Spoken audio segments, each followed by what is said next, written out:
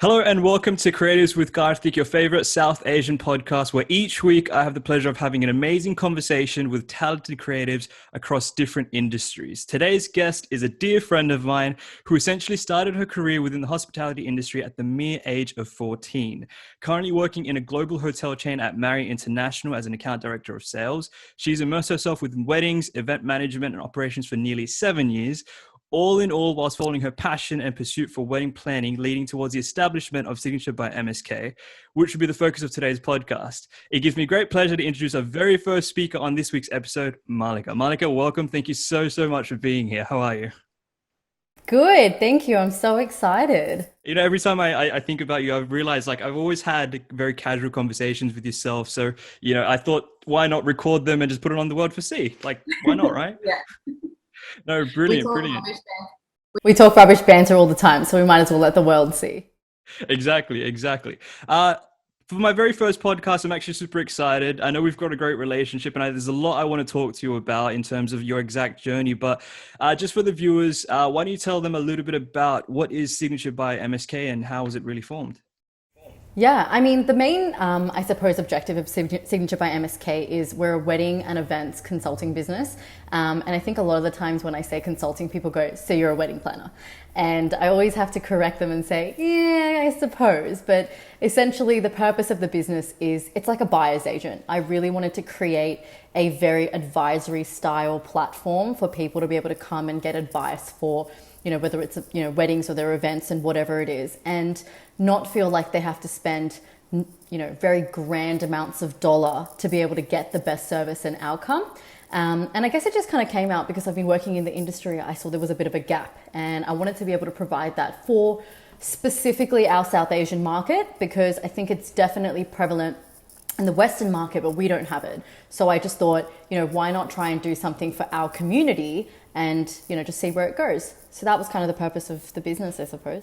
I love that. I love that. And I think, it's really interesting because I'm also, within the wedding space, and I see a lot of couples who come to me and they're like, oh, wedding planning is such a really difficult task. I wish we really had help on someone to sort of guide us through. And I guess that's where you sort of come in and you help, couples make, this entire journey a lot more easier for them. Is that basically more or less the point, right? Definitely. And I think we have to think with weddings, it's such a personal journey. Every couple is different, every family is different, and everyone has such unique traditions and cultural norms within the wedding festivities. So the point of us is to kind of say all of that stays the same. We're just there to stop and minimize your running around. So we basically put together a team of suppliers like yourselves that are unique, really good at their craft, and we say, okay, don't just go on Google and Google who's the best photographer in Sydney based on, your budget, your style, your preference. Let my team do that for you. We will find the 5 or 6 suppliers that are going to make your wedding festivities amazing. Why should you have to do that? And by doing that, we do the contracts and we get you the best pricing. And all in all, it's just value, right? And that's kind of the point. I love that. It's definitely always the nitty gritty things that couples always overlook. And they're like, oh, getting married is hard enough. And then there's all these extra things involved that we're like, how do we bypass all of that? So I guess that's where you really help out, which is awesome. No, that's brilliant. So I want to talk about some of the challenges around the establishment of career. What do you think you kind of experienced throughout the beginning phase of, Signature by MSK? I think, to be honest, the biggest challenge I had was myself. And I think it was a lot of me and my doubts. And, for someone that you kind of go, I assume I'm a pretty confident person, I think. But when you're potentially thinking about starting a business, there's so many thoughts in the back of your mind, which I'm sure, you would have had the same. And anyone that's, on an entrepreneur journey, they'll have the same thoughts, which is, there's a lot of doubt. There's a lot of constant self-reflection to go, can I do it? Should I do it? What's going to happen to my full-time job? What if I fail? What if I don't make the money that I need to? And then you start thinking about what are other people going to think? Am I going to make a fool out of myself? And I think that was my biggest challenge, to be honest, getting out of my own head. And I think after a while, I'm from a very business background, so my family's all in business, and I think it's obviously very inspiring for me to see that. But I think when it came to Malika deciding whether Signature by MSK was going to happen, I honestly had to really think if I wanted to do it. And I think for me, the reason I did start was because I got okay, there's a why. I know what the why is there's something that I can provide value. There's a gap in the market. It's my own community. I know my community. And I think I just had to back myself and have a little bit more confidence and just go, heck it, do it. If it doesn't work, it doesn't work. You learn a little bit in the process and that's it. You're not going to lose any more than that. You're not going to lose your dignity or anything like that. So that was definitely my biggest challenge. I love that. I love that. And no, you're absolutely right. It's like, even with myself, when I started with wedding photography, I literally had no experience. I didn't know if this was going to work or not, or whether I'd be good at it. And I think to your point, it's all about really just taking that leap and seeing where that kind of leads you. Not knowing what the end result might be, but if it is something beautiful, then great. You took a stab at something that was great. What do you think could be some of the things that you might have done differently when you had first started compared to now? I know there's a few listeners who might be tuning in, relating to this entire story and this journey as well. Not just if you're a photographer like myself or any other type of creative, but you might have have this passion inside you. What do you think are some things that you wish you had potentially done differently at first when you maybe first started? To be honest, I think for me, I wish I'd spent less money. I think when I wanted to start the business, I made not the mistake, but you know how we all do research to try and go, okay, who's already dominating my industry? Who are the top guns? And I think I took that a little too seriously. And I think I looked at the most amazing, wedding planners and designers in Australia. And I said, oh, they've got this amazing website. They've got a marketing team. They've got this, they've got that. And then I just said, okay, well, I need all of that. I need all of that to have a serious business. Honestly, I regret that because I think you don't need all the bells and whistles to have a business. I think you are your business, right? There's a reason why we're starting it. It's our craft and what we're providing. So I think in hindsight, I always say to everyone, please really have a list of needs and wishes. That amazing marketing team that's going to get your social media to look wow is a wish. It's not a need. Is the website, that $10,000 website, do you need that? Maybe not right now. And I think there are things that I wish I had done a lot differently, and I'd slowed down the process and really kind of just gone, what do you need to be able to implement your service well?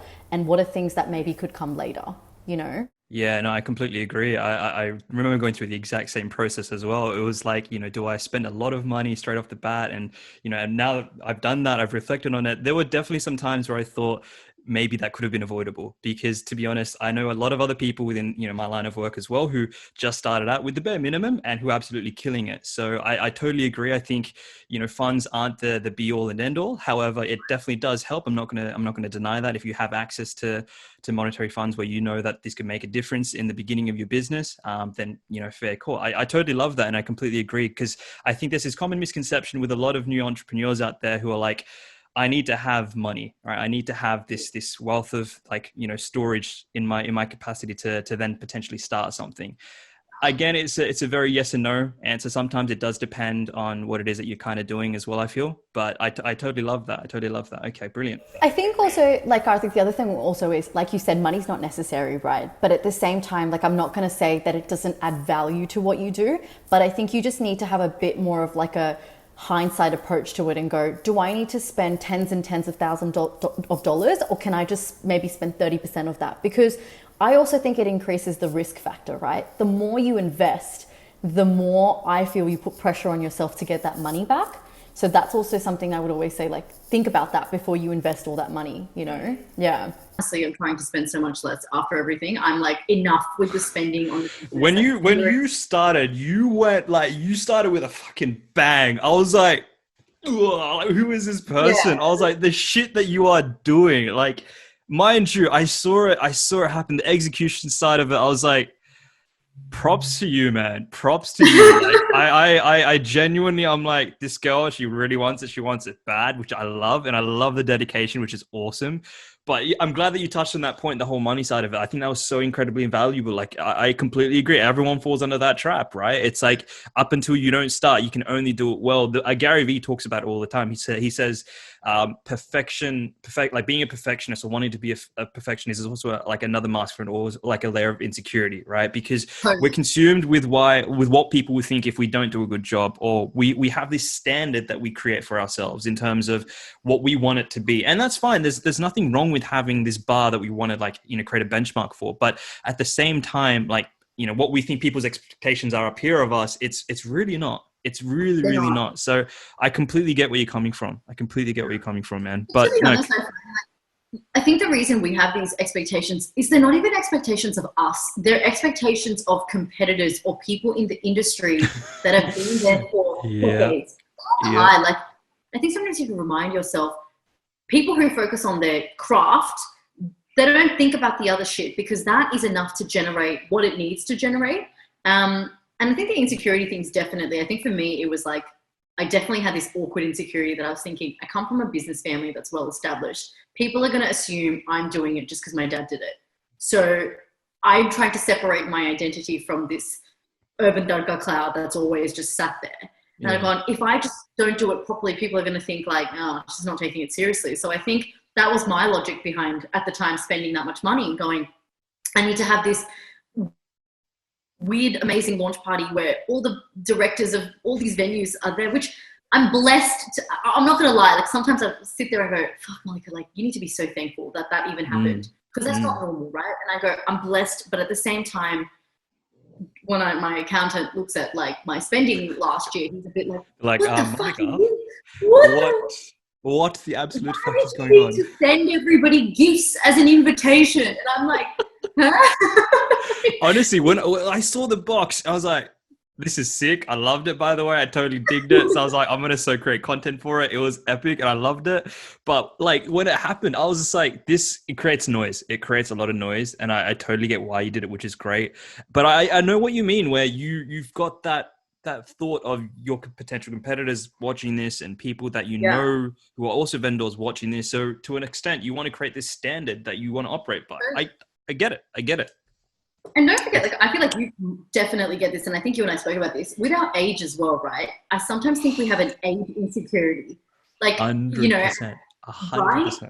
100%. And we think like everyone is like 10 years older than us. And it's sometimes like, I'm going to get, like, you know, I've said this a few times, this savvy ones. I said, when I first started and I wanted to send out like invites to people that I hadn't met, like Forea and Sana and whatever, I hadn't met these guys.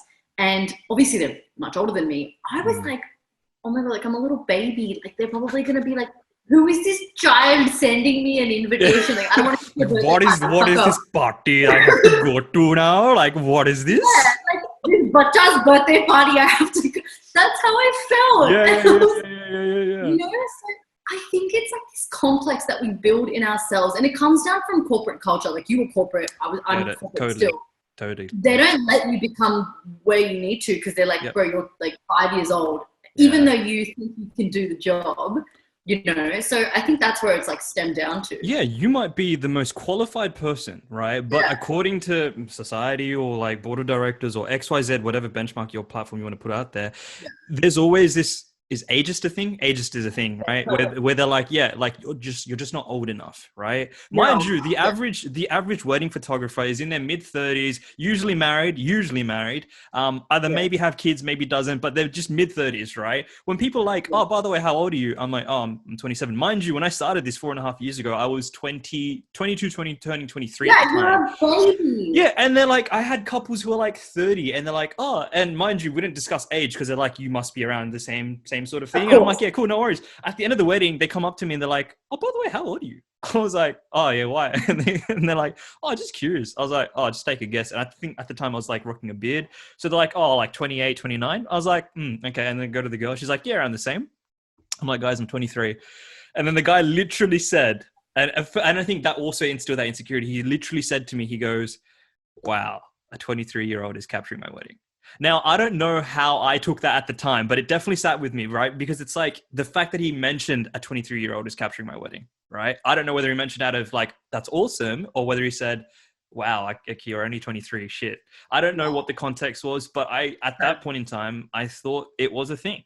I thought if I wasn't, old enough, I wouldn't be taken seriously, right? Yeah. And, on top of that, then there's a whole, parent stigma about it being in a South Asian culture. It's sort of like, doing corporate versus running your own business. The South Asian part that you just mentioned is so totally true. Like, it's so funny. Like, again, even with my house being a business family, you would expect them to encourage starting of a business. My dad was so against, like, not against that, but he was a bit like, bache, like, don't you think you should stay in the corporate world and, become like naturally become director of sales and then you go up, blah, blah, blah. And I just said, yeah, but that is so boring. Like, I just find, and again, those that are doing it, amazing. Like, everyone has their own journey. I think for me, it was like, I don't want to do that. I just want to be my own, I want to have my own space and I want to be able to make my own decisions and whatever. But yeah, I think the South Asian parent thing definitely stops you. It's a little bit of a roadblock. And I think it makes you doubt you again. Like, oh, what if I don't make any money? The money topic is like this huge conversation, like how long is it going to take, right? 100%. It's almost like parents, they put money out on a pedestal, right? Yes. Because they tie that with security, right? So they'll look at your situation and go, well, you're not really making any money out of this. Is this like a liable, credible career choice for you? And on top of, all the other battles that you're going through as an entrepreneur, the last thing that you need is your own parents to make you question it. Right. 100%. I got that. I was just like, oh, mommy, daddy, I want to become a wedding photographer. Right. And this is, mind you, a kid at the time who was like in his 20s, like early 20s. And I just started doing corporate. So I had a graduate job from Nestle. I was like doing a marketing graduate role. I was working great portfolios, great products, great brands. Next minute, I'm like, I want to quit my job and become a wedding photographer. Look, I'm not going to lie. If I was your mom, I'd also be like, huh? 100%. Why? 100%. Yeah. Look, I don't blame them for questioning it. I really don't. I think there's a level that parents kind of need to do that to make you get that other perspective sometimes. But at the same time, if it's really what you want, if you're really adamant on it, you will make it to the point where I need to, one, prove myself right that I can do this, but also show my parents, someone that I love and respect, to go that, this is something that I really, really want. And hopefully they eventually come around. And definitely, I think part of the role of a parent is to make you question it a little bit, but not to the extent where it's a full insecurity. No, they definitely need to play devil's advocate. But I guess this is such a Three Idiots scene. Like, you are literally, what is his name? Which one? The main one? Madhavan, the photographer. The photographer, yes. Yeah, he was doing engineering and all that stuff, and then he's like, I want to become a photographer, and he like confronts his dad about it, and didn't really go down too well. Yeah, exact same thing, almost exact same thing. I think their insecurity definitely comes from money, because they feel like you're in a job where they can see on the contract that dollar value's there, right? They know that this is how much your kid's going to get, or you're going to earn. But when you start your own business, there is absolutely no guarantee on how much you can, even if you line up a few projects, you don't know. Because I don't know about you, but like in the beginning or even now, I'm still figuring out what do I want to charge my clients. Like, I've got a set idea, but it changes all the time. There's no forecast of what I'm going to earn this year versus next year, because it's not fluid enough. It's not structured enough. Whereas, for example, with yourself, now that you've been in it for a lot longer, you would have that structure. No, I completely agree. And, it's interesting because it's not like a set amount either, right? Like, at least with the corporate job, you've got a specific XYZ figure coming through your bank account every single month. You can go to sleep knowing the fact that that figure will also be there in another month's time. As an entrepreneur, it's very different, right? And that too, as an early established in your infancy entrepreneur, coming from a South Asian family entrepreneur, where it's just money is unfortunate, something that people look at it as a level of success. Right. Yeah. People measure, one's ability to succeed in life through monetary gain. Right. And I remember in a Jay Shetty podcast, he even said it beautifully well. He's like, why can't we measure happiness as a metric for success? Right. Why can't we measure someone's passion, someone's admiration for what they do? Why does it have to be a level of like monetary gain? Again, this is something that I think a lot of people, hence why I started all these podcasts to talk about all these challenges. Why people perhaps going to, listen to this is because they might face it themselves. Yeah. They'll definitely relate. Yeah. They'll definitely relate. So now another current challenge that I know, a lot of different people within the industry and even without the industry is kind of going through at the moment is obviously the pandemic. So whether you're a listener here in Sydney, Australia, or whether you're around the world, obviously each country is doing respectively different when it comes to the pandemic. And it's been such a very challenging time for a lot of different entrepreneurs, a lot of different creatives. But even for myself, I know my business is based on weddings, and that's one thing that genuinely cannot happen right now. How do you, Malika, maintain relevancy when it comes through the pandemic in terms of content creation? Is that a challenge that you've definitely had, or what are your thoughts around this current situation? That is the only thing I've been talking about to like everyone in the industry for the past couple of months, right? And I think everyone's trying to figure out how do you be relevant. If I'm really honest, I think I tried the relevancy route in the beginning of the social media journey when we first launched, and we did, all this like aesthetically pleasing, beautiful visual images, inspo images, all that jazz. And I think every business does that. You assume that's what you need to do because you see all these other Instagram and Facebook pages and they're stunning. And then you assume that's what you need to the route that you need to go down. Personally, I think for service-based businesses, including myself, I've realized relevancy might not be the right route. It needs to be educational. And I think that's the pivot that I've made during the pandemic, is that I've got the time. I'm not meeting as many suppliers or customers as I normally would due to the apprehension. So why not take that time and create educational content that people all over the world can access if they'd like to, about how to find the right venue, how to sign that contract, how can I save you money? So it's not selling, it's just like, hey guys, here's some tips. I hope it helps you. Feel free to use them.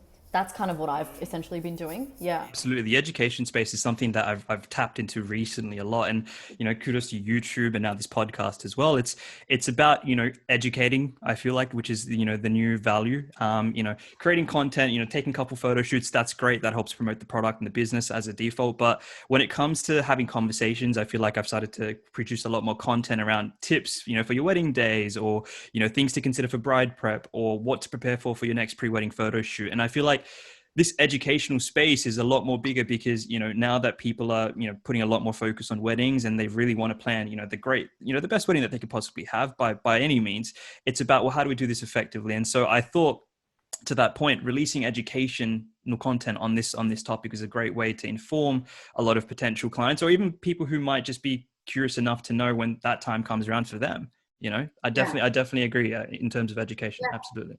And I think, again, because we are service-based providers, regardless of what industry you're in, at the end of the day, people are essentially paying for you. They're paying for your experience and your expertise. So I just think Instagram being an asset, it's a portfolio, right? So for example, your photos and images would be a part of your portfolio.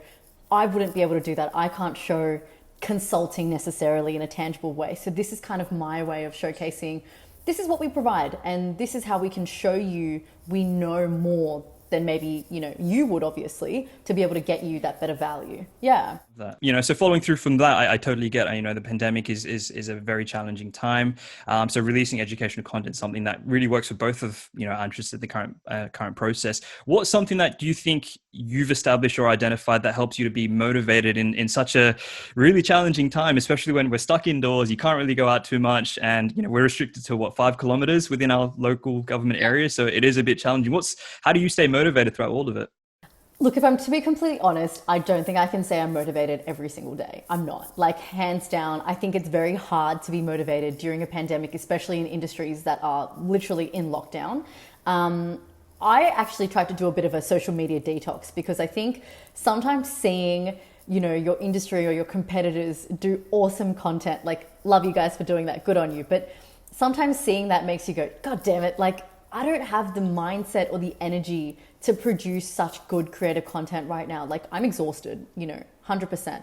So I think the days that I am motivated, I've noticed it's because I'm tuning into more of my creative side, and I'm just kind of going, you know what? It's okay if you're not going to create educational content today. It's okay if you don't want to look at that contract. So what's been helping me is some awesome podcasts. So I'm really glad we're doing this right now because... Brilliant, yeah. Yeah. It's ironic, but all these really cool business podcasts that I've been listening to, Business Bible, there's financial podcasts. I've just been enjoying listening to how other small business owners, what are they doing? What are they doing in their journey? What have they done in the past? And I might not implement any of them now because I can't, but it just makes me feel hey, there's a positive light at the end of the tunnel, and we will be able to, implement all these down the track. Are you consuming this content when you're you're already working in your downtime, or are you doing something that doesn't require too much brain power? What works for you?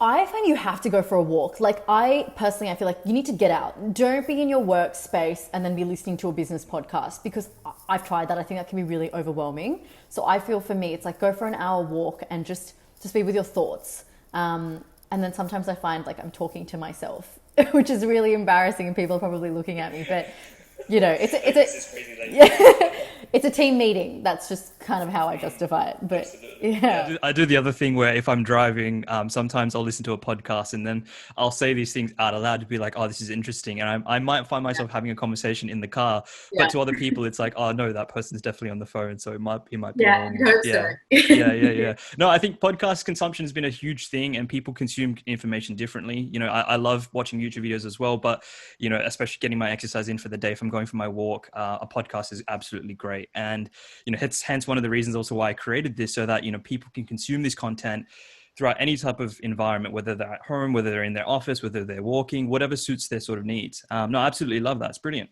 Within this, you know, this industry that we're both operating in, I think I remember I first met you actually through friends more than anything. I remember Sabby was a mutual friend, but then I've bumped into you at a lot of vendor networking events. How important do you think is networking within your industry and then across different industries, perhaps as a whole? I honestly think, regardless of industry, you have to network. And I think, look, that can be intimidating for a lot of people because everyone has different personalities.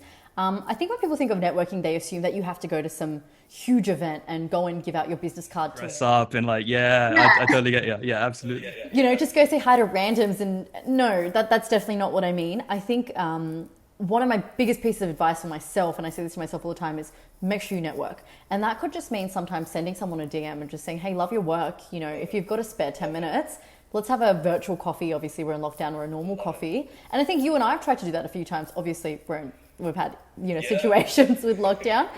But I think the reason I think networking is important is having people in a similar mindset, like a business mindset, regardless of industry, is so important because you just spitball ideas. You know, like I could say to you, you know, I'm in weddings, you're in tech, whatever, and I could easily just say I'm having this issue from a customer service perspective, and they can give you their perspective on it.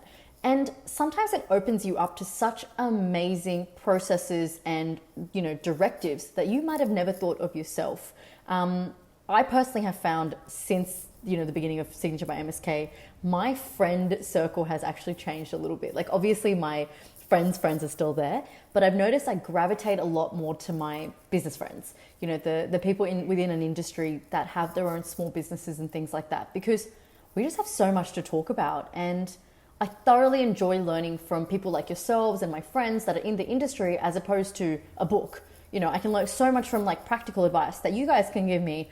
And I could give you. It's just a bit of, you know, mutual knowledge, I suppose, that we can share. Completely agree. I remember like there's so much value in just a DM, and it's so simple because it's so readily accessible. I think to your point, like the classic era of networking back in the day was you go to these public events, you dress up, you present yourself really well, and you shake firm hands and you speak up and you let them know that you're really there. And I think that is instilled in a lot of people's minds today, even in our generation, when they think of, you know, networking. But now it's as simple as a DM. And I love that because it opens up so many different like possible connections, so many different opportunities where people can just have a conversation, not knowing where it may take them. And I think that's the beauty of it, because I'm a big believer there's a power in numbers. So, you know, the people that I really want to work with, I've sent a DM to, and whether they respond, awesome. If they're not, well, that's okay. That's fine. Exactly. You know, there's always another person I can reach out to who I can perhaps learn from and have that, you know, open relationship with. So for anyone watching at the moment or listening to this podcast, don't be afraid of DMing people. It's completely normal. Yeah. In fact, like we do it all the time. So, you know, it's absolutely relevant. That's awesome. Yeah. And I think like if you can, I don't know, maybe make a list of like 5 to 10 people that not even that you want to work with, because I think sometimes people get nervous by thinking, oh, like if I have to reach out to, you know, like I always say, like the gods of the industry, they might not respond back. But it doesn't have to be like that. It could just be people within your people that you know around you. Just send them a message, because sometimes you're not always looking for something. Like a lot of people assume, oh, they're going to assume that I want a collaboration out of them, or I want something. Sometimes all you need is someone's time. You know, you might learn something from that, or you might build a friendship. That's it. Yeah. Yeah, I would say don't let the fear of rejection stop the opportunity itself. There's so many times where I felt like, you know, people from the industry, like, you know, the legends, the really big people who I thought, oh, I probably couldn't work with these guys. And next minute after reaching out, it changes everything. And you might find that some people are really open to it because they're like, oh yeah, absolutely. So, you know, networking is such an important thing. And I think even to my own like career, it's played such a detrimental part to my growth, because I've worked with such incredible vendors from across the industry, and it's been, you know, really, really phenomenal. So absolutely, I highly recommend that. That's brilliant. That's awesome. awesome. That's absolutely so good. Okay, now going back into, I suppose, people who are listening to this and who are really eager to start, is there something that you could perhaps tell them that you wish you perhaps knew, or something that I guess guided you initially? Like, what would you say to any of the listeners either watching this podcast on YouTube or listening to it right now? I think you have to know your why. And I say that because I think business and entrepreneurism is a very isolating journey. Let's be honest, right? I think sometimes we're so stuck in our own little bubble. Yes, we've got so many friends in the industry, but it is you at the end of the day, right? It's you, all the thoughts are in your head. So I think before you take that leap and go into it, which you definitely should if you're passionate about what you want to do, just maybe tell yourself that this is going to be difficult. And am I passionate enough to do this? Do I have enough time to do this? Am I going to make enough time to do this? I think that was probably one of the things that I didn't do. I did it after all the turmoil and the confusion. And I never realized how isolating it is, because there's a lot of times where you can't go out and be social because, no, I've got to do work for a client, I've got projects to do, or sometimes you're just sitting there and you don't realize that your thoughts consume you because you're thinking, oh my God, did I post that? Did I post that post on Instagram? Shit, did my caption make sense on Facebook? Like, it's you're just constantly ticking away. So I think, biggest is why advice from my perspective is definitely be passionate. I think that passion is the fuel and it will keep you through.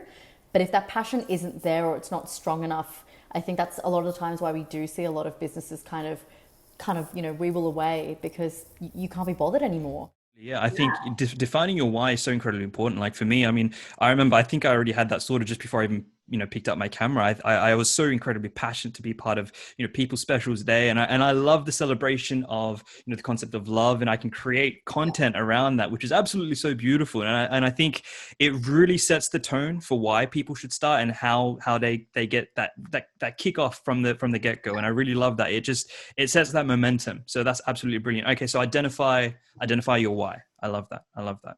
Okay. Yeah. And it needs to be separate to money. Like I think a lot of people go into business because I want to make a lot of money. Okay, we all want to make a lot of money, but that's not that's never why you should go to a business. I love that. My friend, I'm gonna quote Dahir from Orum Media. He said this to me. He said, if you're not prepared to shoot for free initially, or to do work for free initially, then don't bother. And it resonated so well. It resonated so incredibly well. Like, money is always a byproduct. I find it should never be the primary focus. So, it helps to really identify I guess it's not so much the driving factor behind the reasons why we do what we do. It's just, it comes with it, which is, who doesn't want that? So that's awesome. All right, awesome. So we've gotten a lot of great questions from this podcast. I'm super excited. Malika, where do you think you see Signature by MSK within the next 2 to 3 years? Look, to be really honest, I think right now we're pivoting the product a little bit rather than being so face-to-face and physical. And I think that's just the world that we're in because of COVID. So we're trying to make it a lot more accessible nationwide at this particular point. So whether that's going into more virtual consulting and things like that, bite-sized versions of consulting. So for example, for people who might not want you part of the whole 9 months journey of planning, but they only need help for certain segments, we're trying to go into that if you just want us for a couple of hours, a couple of weeks, great, we can do that for you. And then I think I personally would like to see in 2 to 3 years time, like the team definitely expand. And my ultimate goal in the next 4 to 5 years is to have a physical studio, which I know is so old school and everyone's like, we're pivoting away from. Yeah. I think having a studio is so beautiful though. Like, just to have your own operating space, which is so awesome. No, I totally get that though. I totally get that. Yeah, and I think in the creative industry, right, I want tangible, like at the end of the day, it's a service. I can't show you anything tangible. So I want a space that people can walk in and be like, there's a reason why we've come to you. So fingers crossed, 4 to 5 years, we can do that. I love that. And I'm always a big, believer of like talking about this, or at least writing that structure down so that you're headed towards it. This is what you see, the business and what you've created to look like in the next couple of years. And I've definitely done that. So for anyone who's, listening to this at the moment, have something written down or think about it or visualize what you think you have and where it could potentially take you in the next couple of years. And you might not have a solid structure, and that's okay. I think part of the journey is also figuring out as you sort of go. But the benefit of having something there is that at least you can work yourself yourself towards it. So you've got clear identified goals. That's brilliant. All right, Malika, this is absolutely wonderful. I know we've gone through a lot of questions here, and there's hopefully so much value that listeners can perhaps grab from this. I want to thank you so much for coming on to the episode. With every episode, I'll be doing like a rapid fire round, completely unique and has not been taken from anywhere else, which is great. So are you ready to have these 7 questions that you've not heard from before and just answer them at your best capability? Are you ready? Do we get a hamper at the end of this? Is this like coffee with Kartik? You'll get like a lunch on me when we next meet at some point. Yeah, it's better than a hamper. All right, brilliant. Question number 1. What's your favorite way of getting some downtime amongst being an entrepreneur and working a full-time job? Netflix. I just need Real Housewives of whatever and I'm good. Yeah. Love that. Brilliant. Who's been your biggest motivating support throughout your success till date? My dad. Absolutely unbelievable business advice. Could not have done this without him. Definitely. Shout out to Malika's dad if you're watching this. That's awesome. All right. Question number 3. What's your favorite book or your favorite quote? Stay in your lane and everything will happen the way it needs to. I am obsessed with that quote. It makes so much sense to me. Just stop looking at everyone else. Just, go in your direction. I love that. I love that, being very tunnel focused and like having that end goal in mind. I love that. That's brilliant. Awesome. Okay, great. What advice would you give any couple planning their wedding right now? You don't need to get everyone's opinion. Just focus on your priorities.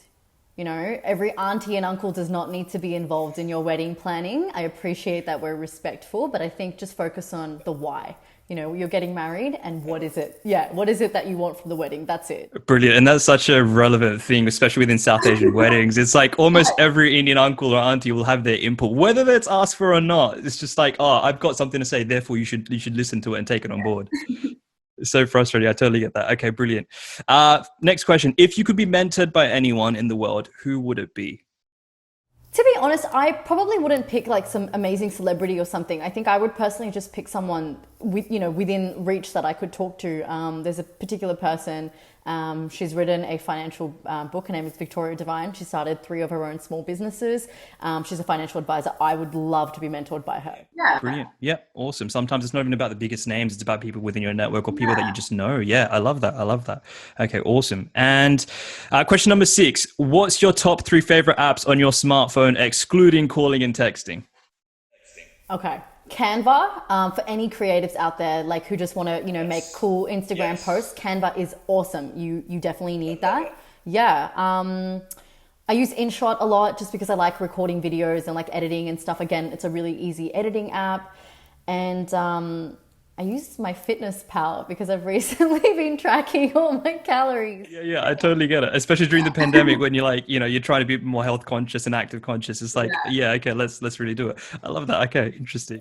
But it's really awkward with Indian food because it's like, how does it know like how much calories are in my aloo gobi? You know what I mean? It doesn't work. Macros in sabji. Like we don't really know. Like it's just yeah. How does one track that? I totally get that. That's a very difficult thing. All right, awesome. And your final question: what are your top three? What are your top 3 things you can't live without? Definitely my glass house candle. I know I sound like such a loser, but I need that because that puts me to sleep. So I need that. I need my Bluetooth speakers or something because I need music. Like music is very important to me. And other than that, lip balm. Like I'm such a random, but I use lip balm 500 times a day. Lips and stuff like that, like I do right now. Yeah. Okay. Adding value, man. I totally appreciate that. That's brilliant. That's awesome. Thank you so much. Awesome. Malika, you've been absolutely wonderful. Thank you so much for your time. And, for my very first episode, I thought, who else could I get on board? Someone I have a great, relationship with, someone who talks so well. So thank you so much for being here. I thought you were going to say talk so much. I was like, yes, that's me. Yeah, all that works really well. So thank you so much, guys. If you loved this episode of the podcast, rate it 5 stars if you think that that's what it's deserved. If you're watching this on YouTube, then hit that like button, comment down below. Let us know what was your favorite part of this video, and press that subscribe button if you haven't already. And I'll see you guys in the very next episode. Thank you so much. Peace.